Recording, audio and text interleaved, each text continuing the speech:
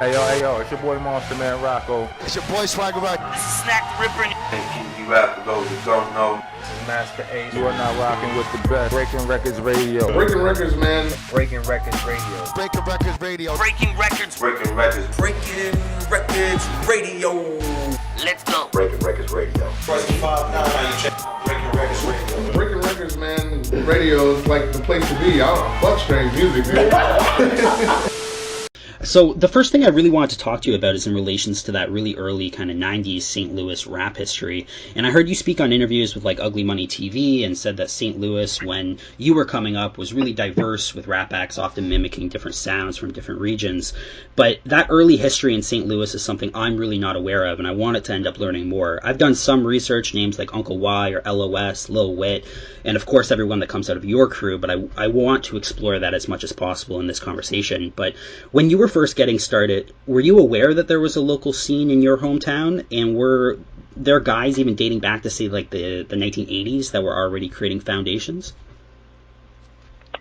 There were a few. I was so young when we first started, so my memory as far as names was kind of shy, but it was one group that was like from my neighborhood called Bulletproof Records, and I think that's where that LOS comes from that you just named or whatever, Los.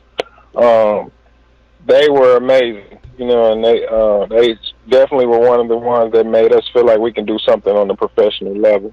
So I think that was one of the ones, and it was also there was a few that made mainstream, you know. Keep Sweat signed the group, Eazy-E signed a rap group.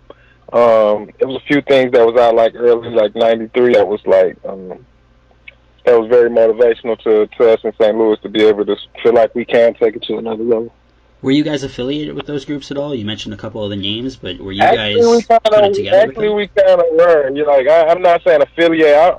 I wouldn't say affiliated. I would just say with some of us went to school with them. Some of us, we had the same producers, things of that nature. You know, like as far as that Bulletproof Records, he made one of our first beats. And as far as the group that got signed to Keith Sweat, that we had the same producer, and half of them went to University High School the same way we did. Also, it was more people from U City High School. The ones that got signed by Eazy-E.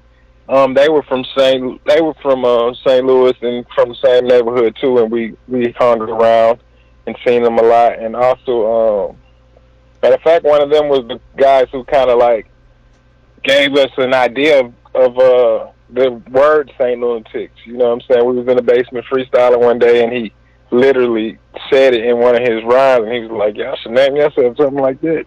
That's dope. Do you remember that lyric? Nah, man. I told you I'm lost, man, on names and things. I told you I was a baby. I was so young. What about the battle scene? Like I've read about battles between